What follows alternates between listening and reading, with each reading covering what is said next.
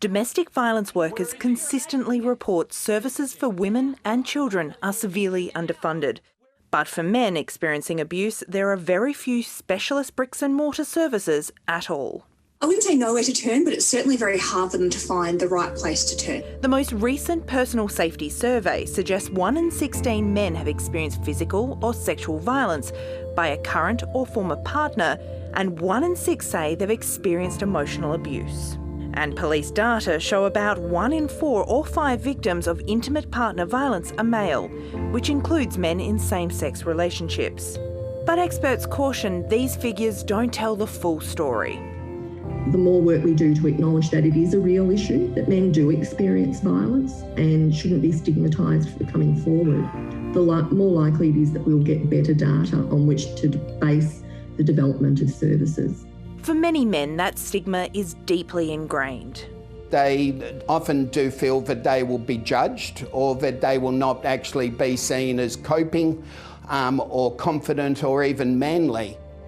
Intimate partner violence is very strongly gendered in the public mind, that women are victims and men are perpetrators. And so when you flip that around, it can leave men feeling like actually, well, A, they don't recognise what's happening, and then B, if I report it, no one's going to believe me, or C, if I report it, they might think I'm the abuser.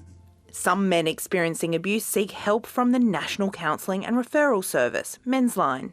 With coronavirus isolating more people, the hotline has recently seen a 44% increase in calls from men, including perpetrators. DV Connect operates another men's line in Queensland. I have to say it's a very small minority who are contacting and who are assessed to be experiencing violence within heteronormative relationships. Frontline workers say men can present to domestic violence services as victims when they're perpetrators. There can be misidentification of men to be victims of violence. However, when men engage with specialist services, we can really talk to them and unpack what the experience has been, whether the violence they've experienced has been retaliation or pushback from the woman. Relationships Australia is one of the few services in New South Wales where men experiencing violence can get help. So there has been a slight increase over COVID. And violence from intimate and non-intimate relationships is on the rise. Roughly in terms of severity is where we're seeing the biggest increase, in that the actual likelihood of that's actually weapons are being used, particularly knives. Relationships New South Wales is part of the Safer Pathway program, where police and courts refer domestic violence survivors for support. A recent evaluation of that program found almost 1 in 4 intimate partner referrals were men. Of those, 7% were assessed as being at serious threat, compared with 16% of female referrals.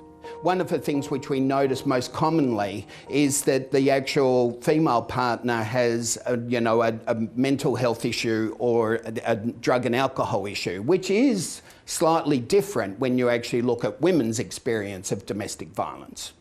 In Victoria, Helen Conster oversees a victims assistance program. Most of the men that we support who've experienced violence in their relationship don't report being in fear for their lives or physically fearful, but have experienced emotional, psychological intimidation and threats.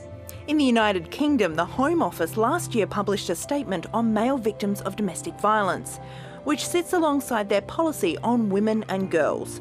The idea was to boost support for men and the services helping them. Some are now urging that Australia needs to have a similar conversation and look at developing a specific policy for male victims here. One that doesn't take away from the fact that the majority of victims of abuse are women or undermine the hard-fought battles of domestic violence advocates over the years. I think it's a really interesting space to start, and I think there does need to be a national dialogue. In the first instance, that needs to be actually understanding what people's experiences are in a better way, and then using that information to actually inform the kinds of services and supports that are necessary.